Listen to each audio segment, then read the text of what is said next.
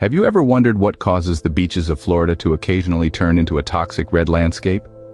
This is due to a phenomenon known as red tide, a term coined to describe the occasional blooms of a certain type of algae known as Karenia brevis.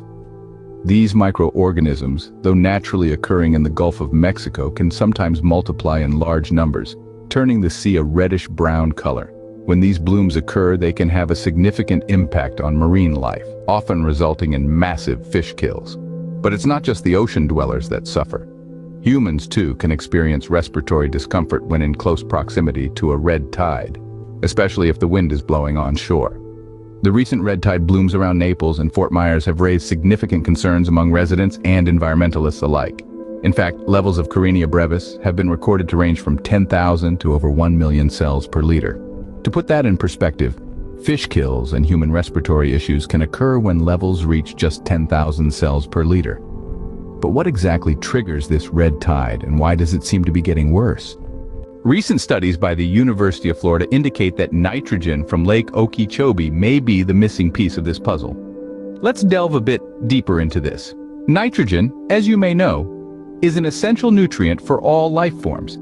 It plays a crucial role in various biological processes, including the growth of plants and algae, but in the case of Lake Okeechobee, the story takes a twist. The lake's waters, rich in nitrogen, flow into the Gulf of Mexico, providing a hearty feast for the toxic algae responsible for red tide, Karenia brevis.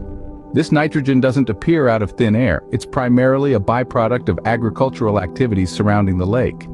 Fertilizers rich in nitrogen seep into the lake, inadvertently turning it into a nurturing ground for harmful algae.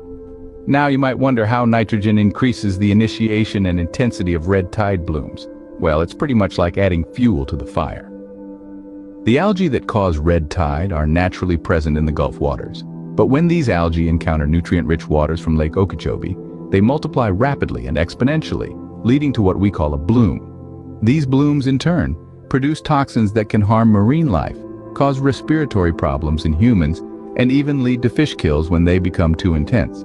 It's a domino effect, starting with excess nitrogen and ending with devastating ecological and health consequences. But there's a silver lining in these findings.